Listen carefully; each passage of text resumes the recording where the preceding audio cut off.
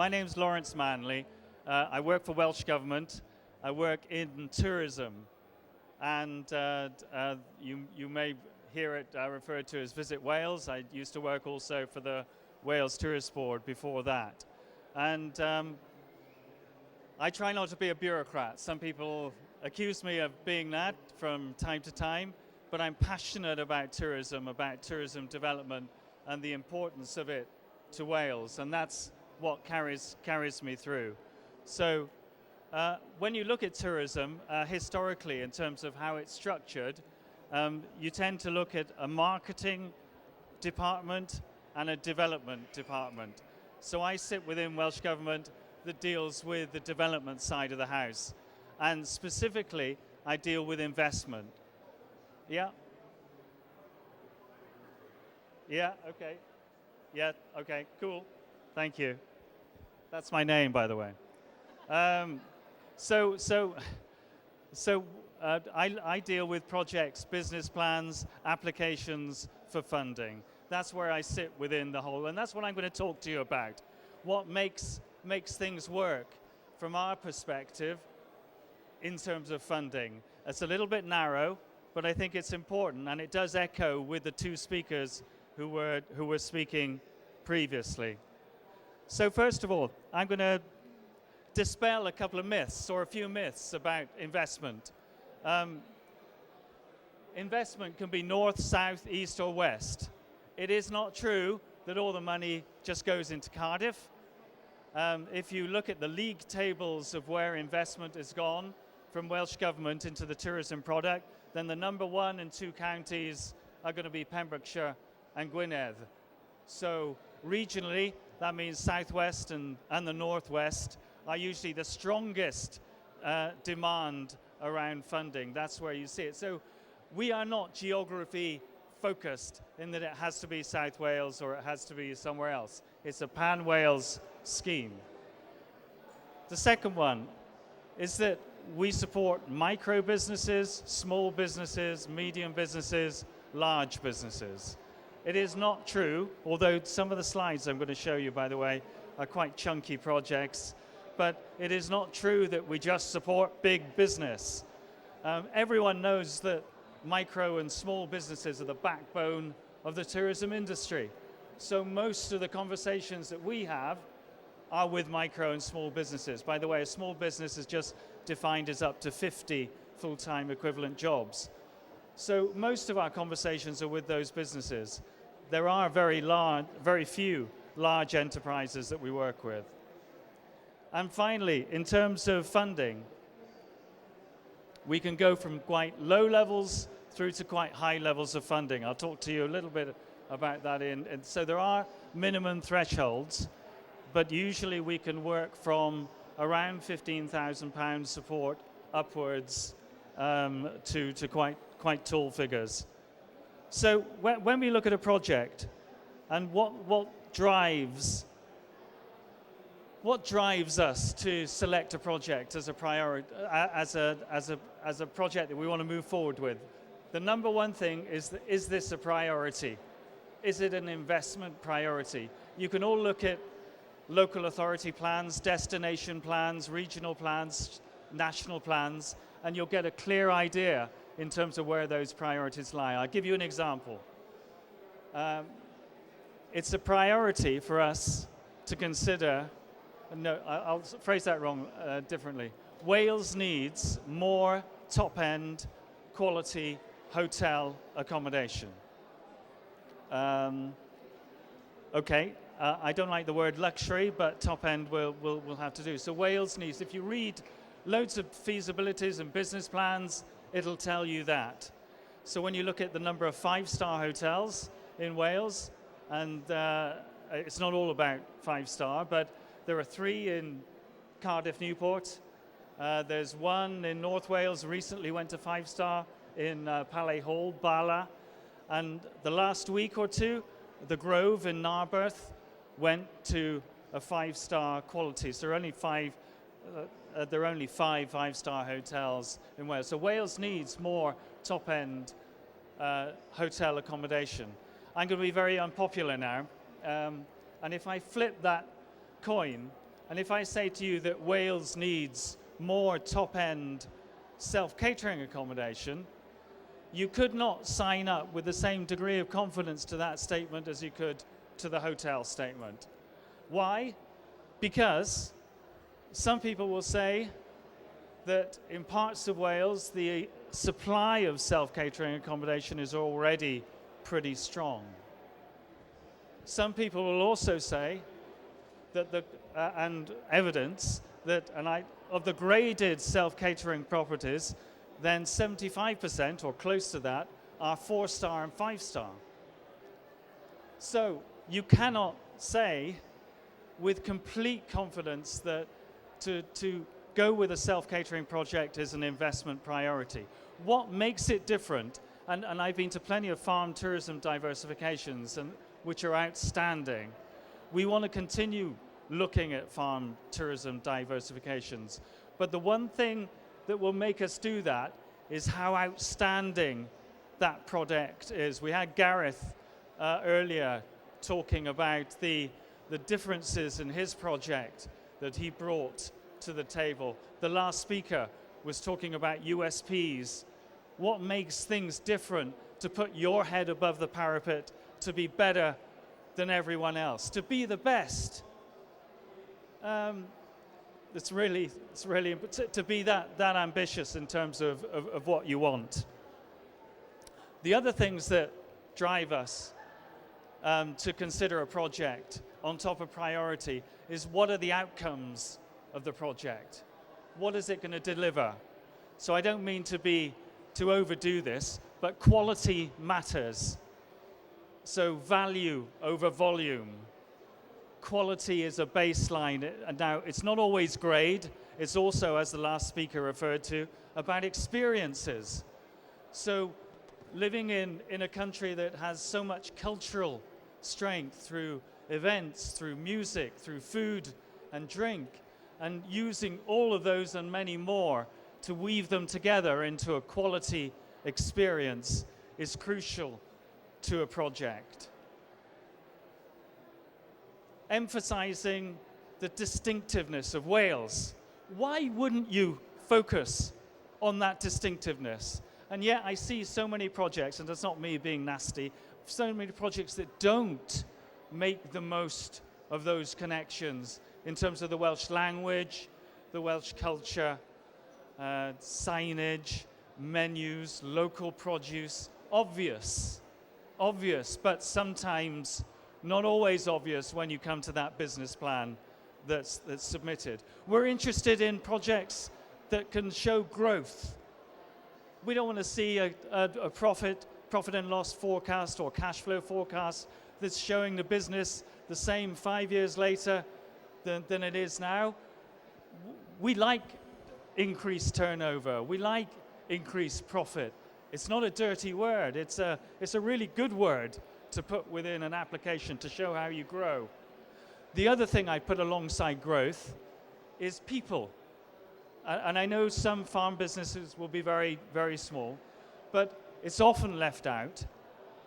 When we look at projects, what's the social strength of that project in terms of the people that work? So we want tourism to be a first choice career, not an end of the road career or beginning of the journey career, but a first choice career. And good rates of pay, benefits, how staff progress in the business, how staff participate in the business, well-being, mental health awareness. I'm not going to list, because I sound like I'm just trying to rabbit to you about Welsh Government priorities. I'm not, because I'm trying to move away from just capital assets and put alongside that, in equal strength, the value of people in that business. The final outcomes that I'll highlight, one is accessibility, in making accessibility really core to what you do, and the other is decarbonization, which is energy efficiency, use of local supply chains. If we have a project which is a priority and is hitting those outcomes, or a good number of them, we have an easy decision to take. I'm going to show you some examples of projects we've been involved in. I'm not going to apologize for them being big or big-ish, some of them, because they show some of the principles I want to show you. So the first of this is Adventure Park Snowdonia. It used to be called Surf Snowdonia. Okay, so it's the world's first adaptation of the wave garden technology to create an inland surfing lagoon. One of the strategic messages around priorities for Welsh Government is to create perception-changing product that makes you think, wow, is that Wales? That sort of response. Now that, you'd be mistaken to think that that happens just on this sort of scale. It doesn't. We supported, for instance, Three Cliffs coffee shop on the Gower, on the coastal path, with 20-something thousand pounds worth of support. A fantastic micro business about servicing those visitors who are walking and using that coastal path. A micro business, maybe a slightly small business, but you can get world-beating businesses that punch at a micro level as well as something a little bit larger. By the way, this is a project which is moving into its second phase now, with an indoor adventure zone called Adrenaline Indoors, and also to build a 106-bedroom Hilton brand hotel.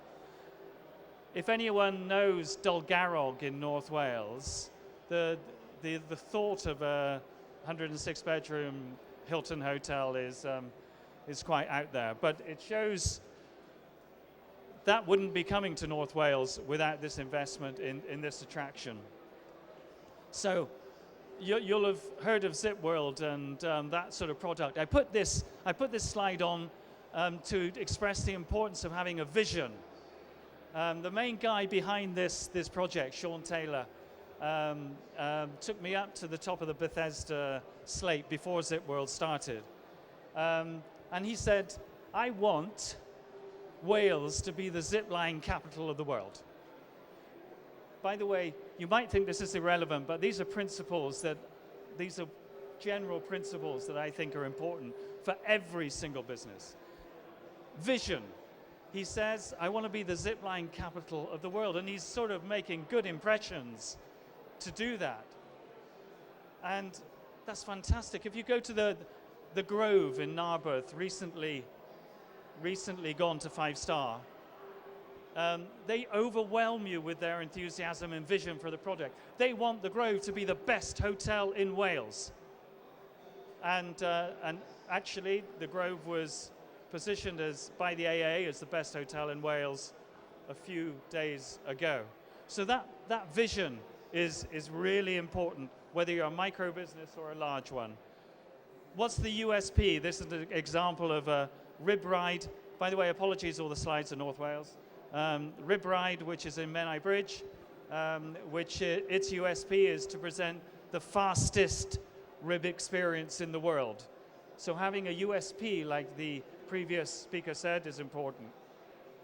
I haven't got a fixation with Zip World, but I'll put this slide on. This is Forest Coaster, one of the Zip World products. I put it on because it sits on the site of a previous business called Treetops Adventure. And Treetops Adventure was a small enterprise. It wasn't a big business.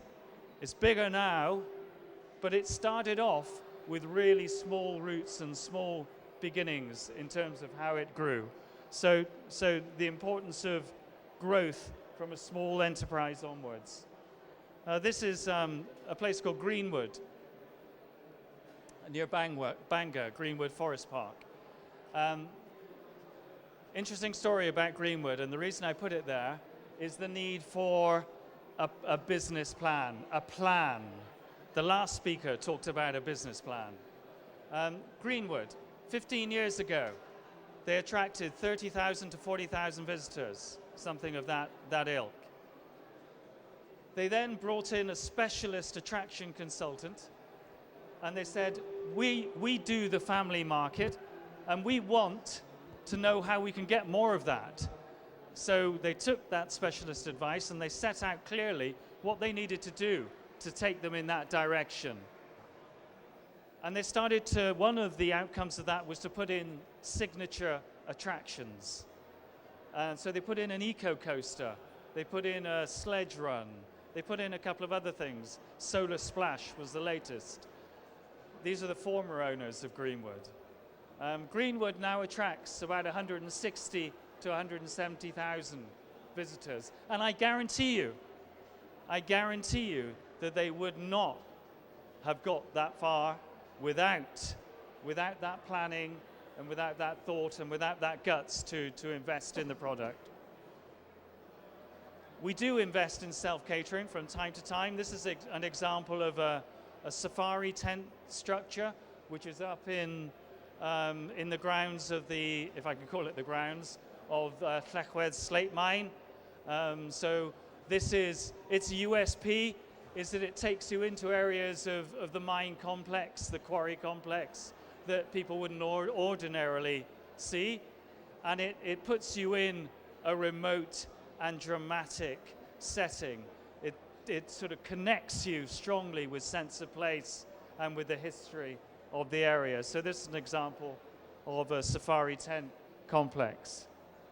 Food is a key driver within tourism, so I'm going to fly through these now. So to just give you, the Erskine Arms is in the middle of Conway, an example of a conversion of a spit and sawdust, if that's a phrase anymore, pub, through to a 5-star restaurant with rooms. A fantastic small restaurant within the town walls of Carnarvon, Tŷ Castell. The best example of a Welsh adaptation of a small restaurant product, and I'm very proud of them for everything they've done in that conversion. Dylans, some of you may have heard of Dylans. This is their development in Croeso, on the coast at Croeso, conversion of a beach cafe to a destination restaurant. Sandymount, which is in Rosniger on Anglesey. Food is a risky area, restaurant sector, risky area. But in a way, Wales is a little bit behind the curve, a little bit on some of the product. And there is room for some of these. Sea Shanty in Treartha Bay on Anglesey. The Washington, the final one in Dylans' portfolio in Llandudno. Those food products drive destinations, and increasingly the quality of the food and the distinctiveness and sense of place of the food is hugely important. This is a small business, B&B business expanding in Pembrokeshire. And this is an example, another example of a safari tent business where accessibility is its real USP, creating fully accessible safari tent units as well as walking trails around the grounds. I'm going to skip those slides. So in terms of funding, no one likes funding because it means having to fill in application forms and write business plans, and they're a pain in the neck. Sometimes you get to a point with businesses where you're in a ping-pong exchange for information, where the business might then start to think, these are just hoops. They're just hoops that I have to jump through in order to get the money. And if we get to that point where it's just hoop jumping, then we've lost. Even if you get the money, we've lost, because we've lost you along the way. We've lost that passion and direction. So I work with a small team who are passionate about tourism development. They have to ask questions. It's the nature of the beast. But the direction is where we all want to go, which is taking Wales to a different place, to up a gear in terms of its delivery and product. There are two funding schemes that we have, and I'm not going to go through them in any great detail. One is called the Micro and Small Business Fund. It's part European funded, and it's available to micro to small businesses, either as startup businesses or as existing businesses looking to upgrade. The funding is by way of grant funding. that's an unusual thing these days. It is grant funding up to 40% of eligible capital costs. It's a capital scheme. So up to 40% is possible. There is a minimum threshold of 25k support, and we can drop down to 15k in exceptional circumstances, and there's a top ceiling of 500k. It's a pretty adaptable scheme, and it takes from 1 month to 2 months to get an answer, depending on the ping pong that we might have to do in terms of gathering information.